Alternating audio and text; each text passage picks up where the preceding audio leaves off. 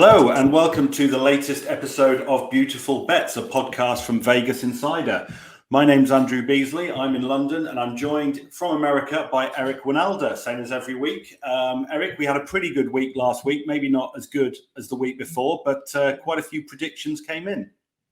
Yeah, well, on one occasion we predicted that the faucet would not run out of water with Man City. On this occasion we got it right. We thought that this was going to be the stall for Haaland and Man City. So very happy to report that against a lot of the odds makers were saying that Man City would get the victory, including yourself, being a Liverpool fan. Shame on you. Mm-hmm.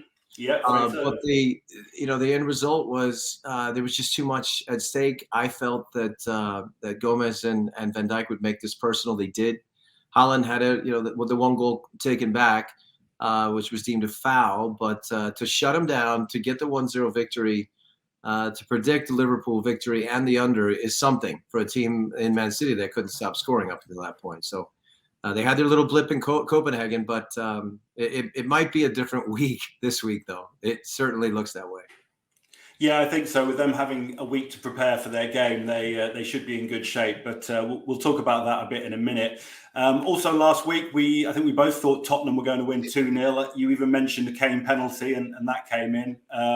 Arsenal at Leeds as well to win. I think it was closer than perhaps we thought, that one. I think Leeds actually played pretty well. But yeah, Arsenal going very well, top of the league still, and looking good. I'm still not convinced they can last the distance, but you can't argue with the start they've made.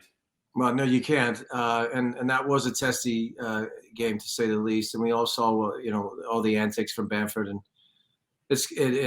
Gabriel, and it's kind of ridiculous when you see that kind of stuff. You hate to see a game tainted like that. There was a missed penalty kick in that game. Could have been a very different story for Arsenal, but yesterday would have been the Arsenal-Man City fixture, but that has been postponed. So both Arsenal and Man City are getting the benefit, unlike anybody else, of 5 days rest or 6 days rest as opposed to a quick turnaround. Yeah, absolutely. And I realized last week we talked about games in all manner of different countries, and we didn't talk about El Clasico at all, I don't think, which just was a little bit. I think my comment was they're going to pour salt in the wound. And this is going to be this bad week for Barca with possibly not qualifying. Well, they're not going to qualify the Champions League. It was going to get worse. So I think I nailed that one too. So again, let me pat myself on the back, but I did it right. Yeah, we perhaps didn't talk about it as much as we should have, but yeah, it looked fairly comfortable win for Real Madrid from the highlights I saw. So looking ahead to this week, biggest game in the Premier League is going to be Chelsea against Manchester United. It's the Saturday evening game in the UK, 5:30 kickoff over here. The stats favour United more than the bookies. The last 4 meetings of the team have all been low-scoring draws. There was 2 1-1 draws last season.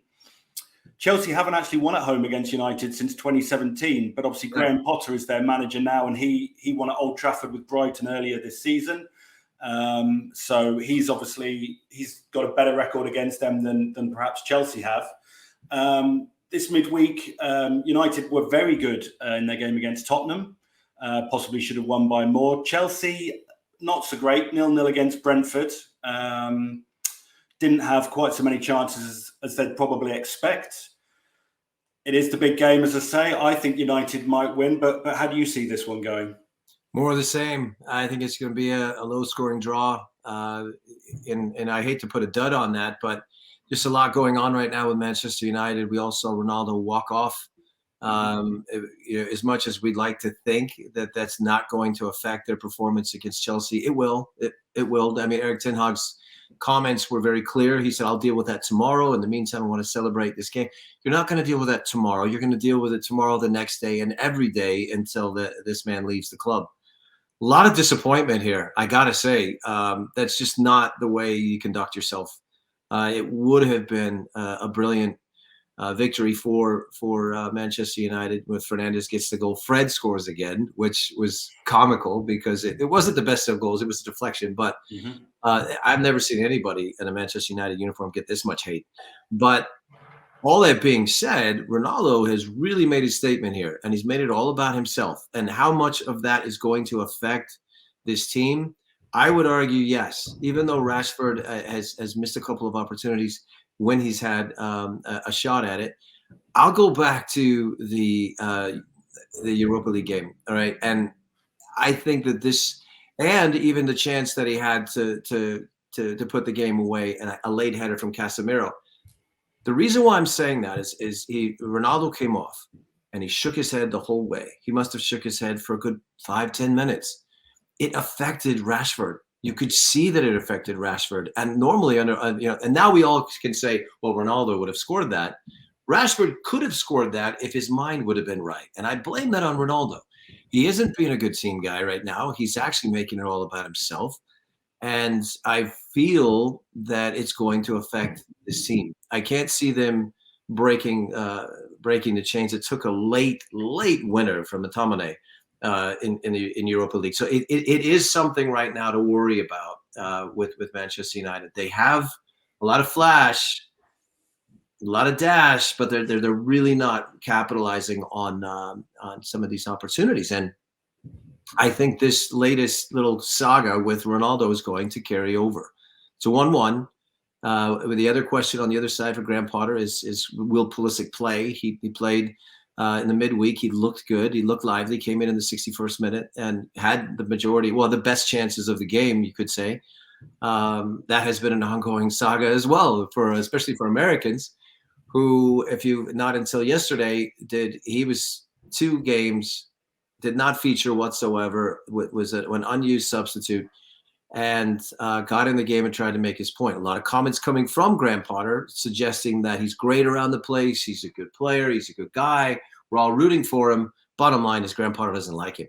He just doesn't like him. He's the one player that if they're alone coming down the hallway, he's looking for the side door to get out. He doesn't want to talk to him, he doesn't want to look at him. And nobody will admit that. So I don't know the reasons why.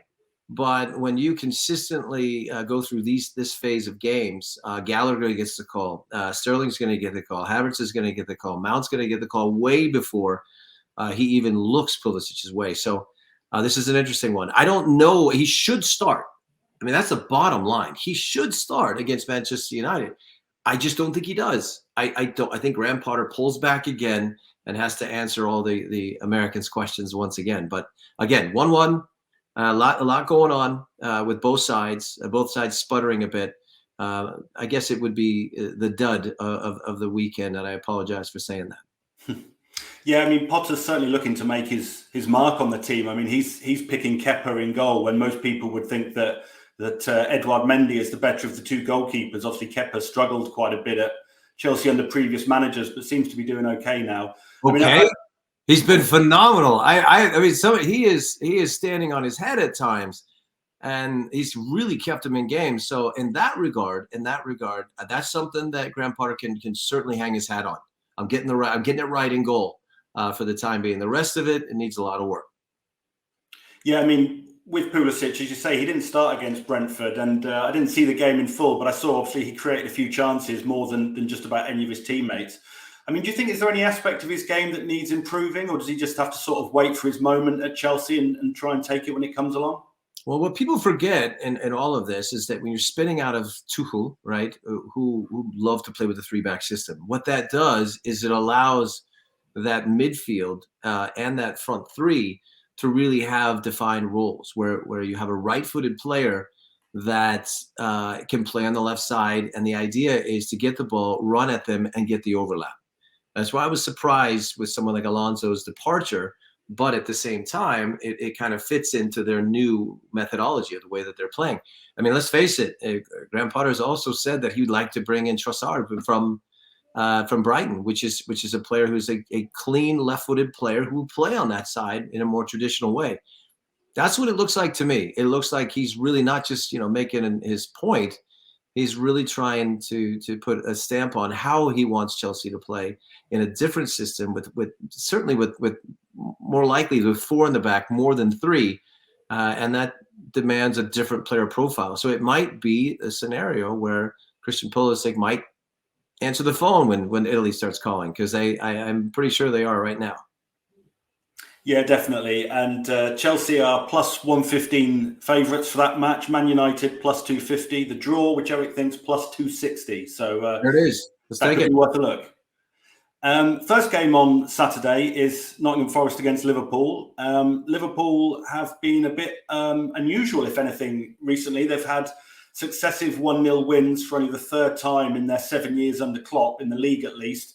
They're not traditionally a 1-0 sort of team, but that's what they've got against Manchester City and West Ham. They're minus 390 to win at Forest, which obviously there's not much value in that. But Liverpool to win to nil is plus 110. And with their form this last week, maybe that's a good selection. They weren't as good defensively yesterday, I think, as a clean sheet implies. Obviously, West Ham had a penalty and some other good chances. But how do you see the game going when they play at Nottingham Forest? This one's tricky. It's very tricky. Steve Cooper's in big trouble. I mean, it's very clear. He does have the ear of ownership, and they've given him an extension, which might be the kiss of death. But this team is not as competitive as we'd like to think in this league. Now, if he decides to play expansive football, which he has in the past, and he's gotten burned badly when he has, especially against City, I think that could be the case. And apparently, we have a new fastest player in the EPL in Nunez, who is just eclipsed Walker. I think it was 37.8, and now we got 38. So that's something. It took a while for Nunez. It really did, and you could still question his decision making in front of the goal. But I think he's due for an explosion. And if you're going to explode, this would be the game to do it. It has been an interesting couple of weeks at Anfield. I do think, and I've spoken to several beat writers actually who have given me some great insight on why. And it really comes down to that backline pairing with Gomez and Van Dijk, and the fact that they did together share probably the glory years, if you're going a couple of years back, of that 27-game run where they were impeccable. They were incredible. And Gomez, outside of the penalty kick the other day, looks like he's found his form. And if that's the case, with Robertson sitting this last game out, will probably feature in this game, I'm strong on Liverpool, very strong. I think that this might be a 3-4-0. I can't see Nottingham Forest getting a goal. I do see a shutout. It's just a matter of it's 3 or 4. And I know, guys, that is right on the 3.5 line. But if I were to make a bet, I'd go with the 4. I think they explode. Well, Liverpool 4-0 is plus 1,300. Obviously, you mentioned Nunez there. He's plus 400 to score the first goal. I think if he's in the starting 11, that's a definite possibility on that one. And I've just actually remembered the teams played last year in the FA Cup, and that was 1-0 to Liverpool as well. Diogo Jota scored in that game. Obviously, he's out with injury now, so he won't be doing that. But it was 1-0 last season, though, of course, Forest had almost an entirely different team with all the signings they've made this summer. But I think it might be closer than 4-0, but certainly would be expecting Liverpool to win that one. Obviously, their big result was against Manchester City. They'll be looking to get back on track this week against Brighton. They're minus 500 to win the game. Obviously, everyone's expecting City to win, I think. And as we've said, they had no game in midweek due to the Arsenal postponements. They've had plenty of time to prepare. Brighton, although they've changed manager, kind of more of the same, really. I mean, Roberto De Zerbi started with a 3-3 draw at Anfield. They played very well that game. But in the 3 games since, Brighton have had 54 shots worth 5.2 expected goals, and they haven't scored any, which was a problem for them under Potter. You know, not many issues with their underlying performance, but actually putting the ball in the net has generally been a problem for them. As I say, I think most people would expect City to win, but how do you see this going? Is obviously Haaland being shut out last week. Is he going to get back with a goal or two this time? Yeah, I last week my comment was turn the faucet off, but somebody's going to turn that faucet back on in the next day. And I think that he explodes again. I think he gets a hat trick. I think this is a game where, when you look at how he was, I wouldn't say manhandled, because that's not the right way of saying it, but the way that Liverpool handled him, the way they sandwiched him, the way that they made it impossible for him to find those little pockets to score.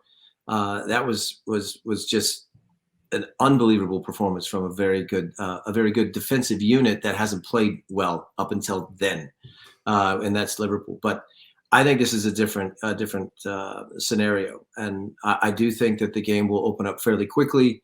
If they get one or two in the first half, they could push it to a high number again. And it's overdue. If you look at the Copenhagen game and you look at Liverpool to get shut out 2 games in a row, I just can't see 3, and I can see them making up for some lost time. So I don't know if Foden will have the same kind of day, but Haaland certainly will. He'll get 3. Well, he's plus 650 to score a hat-trick. I also think City are going to win quite handsomely. They are plus 420 to win by 4 or more goals. I think that's a possibility, particularly if they score early, score a couple in the first half, as you say. I mean, the last 5 meetings in Manchester have all been 1-0 by City, so that's another possible bet worth looking at. It was 3-0 last season, 4-0 2 seasons before that. And I think most people would not be surprised if it was 3 or 4-0 once again. This could be a big number. This could be an NFL football number. Who knows? We'll see. Yeah, quite possibly. Another big game potentially is Tottenham against Newcastle. We mentioned earlier Tottenham were sort of blown away by United. Hugo Lloris made quite a few good saves in that game. And you've got Newcastle, who are 6 unbeaten now, which is the longest current run in the division. The bookies favour Spurs. They're at plus 110, while Newcastle are at plus 250. And the underlying numbers from this season say Spurs' price should be even shorter. But with Newcastle having conceded the fewest goals in the Premier League, I think they're going to hold Spurs at bay, or maybe to 1 goal at most. So I think this could be a draw, and I'm not even ruling out an away win. But what are your thoughts on this one? I don't like Spurs right now. I don't like them at all. I think the injuries are kind of catching up with them. Bentancur is not really delivering the way he was thought to, and the whole story behind Harry Winks and his departure and all of that business. This kind of weighs on a team, but they certainly have lost their way to a certain extent, and they're running out of ideas in the final third. I think Son has been at times he's shown glimpses of his former self, I would say. And up until that point, I think Harry Kane had 9 goals in 10 games. So I'm with you. I think that they'll hold him at bay, but I think this continues with Newcastle. There's a good feeling in this team. Eddie Howe's doing a great job. As long as he keeps his mouth shut about Jurgen Klopp, we'll be okay. But the reality is that Newcastle is on a roll. And it's an interesting one because it's not the most powerful side, I wouldn't say, but don't count out that good feel. I think Newcastle is going to make a push. I said this at the beginning of the season that I thought that they might push for a 4-5 finish, which would be remarkable. And that would mean pushing the likes of Tottenham and Chelsea out of the way. And that might happen this year.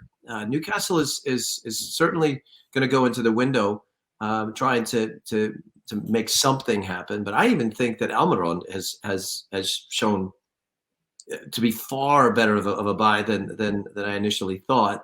And his goal this week also proved that. But Newcastle's tough, and Tottenham's not in a good way. They're just not. They don't have a bench. You look at their bench, it's like Lucas Moura coming off the bench. He hasn't played in a long time, and he's just not all the way up to speed yet. So there are 1 or 2 bad performances or not bad, but an injury away from having a situation where they're completely reliant on Højbjerg to be a playmaker. And that's not a good recipe for a team that usually has a far better performance than what we saw against Manchester United. So I think this stall continues. They're in a good spot. They've managed to accumulate enough points. They can manage a 2-3 game spill, but it just happens to be right now against a very informed Newcastle and a very good feel Newcastle, which is why I tipped them to win 2-1. Yeah, I think you're right, particularly with the injuries at Tottenham, or potential injuries. I mean, Conte, when you look at their starting 11, barely makes a change week from week unless he's sort of forced to. So it's very clear who his sort of favoured guys are for the team. And when they're out, I think Kulusevski's been out for a while, and they just don't look as good. And when you look at some of their numbers, like how the amount of time they spend in the final third compared to other teams. I mean, they're one of the bottom teams in the league. They just don't get into the opposition final third, into their own final third, very much at all. And look, and they're relying on Perisic. And look, a great player, but let's just factor in, please, how many games have been played, how the age of the player. I think he's 36, 37 years old. So I mean, that's a lot. That's a lot on those legs. And when you run out of ideas, as I mentioned, and you can be reliant on Harry Kane, who will get a chance. He had one yesterday. He will get chances to score. It's just a matter of whether he puts them away or not. But I just don't like I don't like the way they look right now. I think they're going to go through a bad phase, and Newcastle is going to take advantage of it.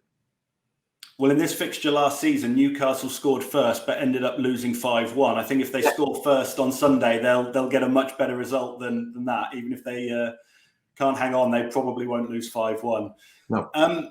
Moving over to the Bundesliga, obviously a league you know well. I think we said last week that Bayern were going to win handsomely, and it was 5-0 against Freiburg. Take Bayern in the over was the advice, and that certainly came in. I think we said there could be several different scorers, and I think there was actually 5 different scorers. Right. So we certainly got that one right. But are there any sort of games this week that stand out to you? Well, I mean, I'm paying attention to what has happened in the German Pokal. You have to watch how they spin out of those fixtures. Bayern exploded again. He had a tricky game, went down against Augsburg, but it was able to come back and score several clever goals. If you didn't see him, please go find those, especially Alphonso Davies' nutmeg, which was fairly terrific. But I continue on this theme, the Bayern role. I think watching yesterday also with Dortmund getting business done, and then having the Gio Reyna's inclusion, he's looking better. He's looking better. So I've got the big boys to win. And I think Union Berlin is in a spot now where we're focusing on Jordan Pefok. The games are coming fast and furious. He did get a break. So I got Union Berlin staying on track. I've got Bayern staying on track, as well as Dortmund. Yeah, Bayern are available at -200 for their game with Hoffenheim, which is obviously second against fourth. I think you got to remember that's Julian Nagelsmann's starting point. That's his old club, so he's going to want to make a point. Yeah, I remember when he was in charge of Hoffenheim and they played Liverpool in a Champions League qualifier, and he said that they wouldn't be afraid of the Anfield atmosphere. And well, they may not have been afraid, but they got beat 4-1, I think it was, or maybe 4-2, something like that. So whether he's kept quiet about that sort of thing since, I don't know. But yeah, he's younger than James Milner, and yet has obviously been managing in the Bundesliga now for, I don't know, is it 5 or 6 years? Quite a while. So it's fairly amazing. It really is. Yeah, absolutely. We should probably also touch on the MLS while we've got you, because obviously we're into the playoffs now.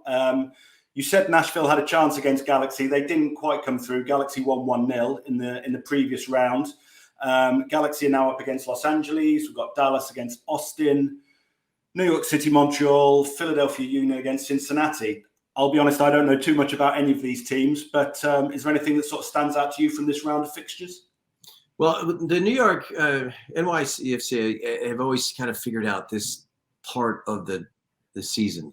For whatever reason, they can be up and down and all over the place, but they would be a team to watch. But Montreal is real. Their manager, Nancy, has been something to fancy, but he's been amazing. And he's got Jordi Mihailovic back and fit. And I think that Montreal is the sleeper in all of this. As good as New York can be, Montreal is the team that's just going to creep all the way to the final, maybe, before they have to hit Philly. But this is a team that has really figured it out as well. So it's a fascinating game. It's a high-scoring game, most likely. But I see Montreal coming out of that one. The other one is really interesting, is Austin and FC Dallas. Both teams needed to go the extra time and penalty kicks or spot kicks to decide who got through, and they were both fascinating to watch. I guess the late goal from Austin was amazing. If you watch the game, we talked to the Josh Wolf yesterday, and one of the things he made 3 substitutions at halftime. This is not something that you normally see, but taking advantage of a red card and getting after it was the plan. 94th minute, they got the equalizer, and then they got through on the shootout. Now, Dallas, on the other hand, was a different day. They had plenty of chances, but couldn't seem to break down Minnesota. I like Austin. I like Austin because they've got Matthew McConaughey, and they've got one hell of an atmosphere over there. It'll be all green, and it'd be too much, I think, for this FC Dallas side. So I got Austin winning that one. This one's really hard to predict. I got to be honest. I mean, it could go very high scoring, or it could be just a pragmatic tactical battle between two managers who work together with the U.S. national team. So they know each other too well. So they're both sitting there trying to figure out how they're going to outmaneuver the other. And sometimes when that happens, you get a very stale game. I don't think that's going to be the case. I actually think there will be goals. And I think Austin will come out of this with the victory because of the home field advantage. But it could get tricky. It could go 3-1. It could go 3-2. There could be 5-6 goals in this game. So keep an eye on this one. It's going to be fun. Yeah, Austin are favourites to win the game. If you think there's going to be quite a lot of goals, over 3.5 is plus 156, over 4.5 plus 380, and obviously it just goes up from there. So we'll see what happens. Crazy. We got tired legs. I mean, we got tired legs, and most people think that equates to no goals. Tired legs equates to a lot of fouls, possibly red cards, and more scoring opportunities. So, especially in Major League Soccer, in our experiences over the years, these are the kind of games that could get out of hand in a hurry. And I hope, as a spectator, I hope they do. But I still got Austin winning this one. Okay. If we look around as well, again, about sort of other issues with the US team, I mean, the World Cup's getting closer. I believe the managers are working on a list of 55 potential players for the World Cup. Really? Which seems crazy. I think I looked into it. I'm not sure Gareth Southgate selected 55 players over the last however many years. Like, I'm not quite sure who he'll be picking for England if that's his sort of long list or what have you. But obviously there's some players in France. Tim Weir got a couple of assists for Lille against Strasbourg recently. There's talk of following Balogun possibly switching to the US, even though he's represented England under 21s. Whether it's those guys, whether it's anyone else, I mean, can you see anybody else, anybody who's sort of off the radar, slightly making a late run, getting into the squad, going from the 55-man to the 26-man for Qatar? Well, the one that might stand out the most is Carter Vickers at Celtic. He's had some great performances. He's showing leadership qualities, which are very much needed right now in this U.S. team. So he's kind of been off the radar a bit. And you have to start worrying with Walker Zimmerman, who has really been the mainstay in our defense for the U.S., being knocked out of the playoffs so quickly that he's got a long time. He's got 3 weeks, no games. I mean, he's going to stay healthy, but is he going to be sharp and ready?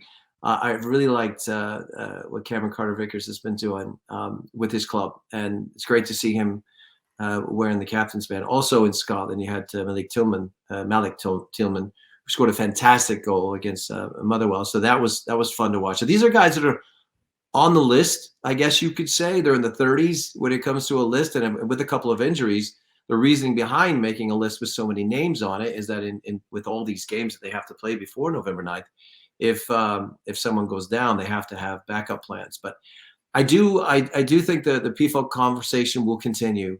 He just is not going to be a guy that we've learned that Greg Berhalter feels that he fits into his system at all. Pepe is scoring goals again and Groningen, so that's great news for the team. But there's just Brandon Vasquez, okay, came into this situation late, plays for FC Cincinnati, has had a wonderful season. And you got to see him run right past Long, who had just participated in that last window as our central defender for the U.S. Vasquez ran past him like he wasn't even there. Everybody saw it, including Greg Berhalter. So when you make this list, I think Vasquez is the one that tops the list because Sargent is scoring again, Pepe is scoring again, Haji Wright is scoring again. P-Folk is getting his games, but he's slowed down a little bit. So there's a lot of onus on who those selections will be as we get closer. But I think that when you really watch Brandon Vasquez and what he has done, maybe the fact that he's playing in Major League Soccer hurts him. But in my opinion, he's better than Paul Arriola. He's a much better player than Paul Arriola, and I hope he somehow factors into Greg Berhalter's thinking. But it's an interesting time, man. This is an interesting World Cup. This never happened in November before, and you have all these injuries and all these clubs and clubs, managers, and countries dealing with the realities of just around the corner.